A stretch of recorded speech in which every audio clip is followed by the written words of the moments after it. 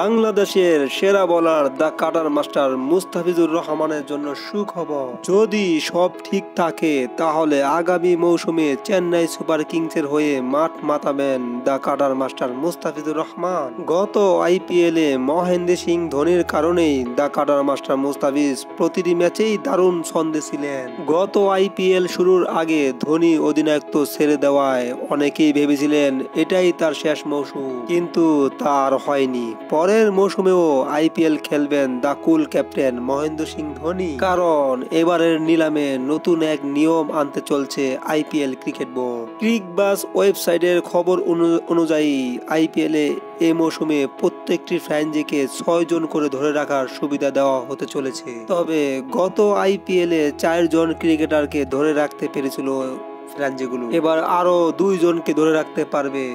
গত আইপিএল শেষ হওয়ার পরেই ধোনি বলেছিলেন পরের বার আইপিএল নিলামে অন্তত 6 জন ক্রিকেটার ধরে রাখার নিয়ম হলেই তবেই তিনি আবারও চেন্নাইয়ের হয়ে মাঠ মাতাবেন।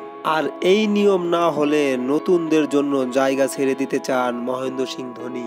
সম্প্রতি হায়দ্রাবাদে এক অনুষ্ঠানে ধোনি বলেন অবসরের সিদ্ধান্ত নেওয়ার অনেক সময় বাকি রয়েছে। এই কথায় বোঝা যাচ্ছে যে ধোনিকে আমরা আরো এক মৌসুম মাঠে দেখতে পারবো।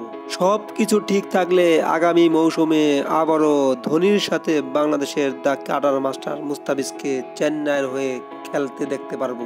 SMS স্পোর্টস আপডেট চ্যানেলে সাবস্ক্রাইব করে পাশে থাকুন। ধন্যবাদ।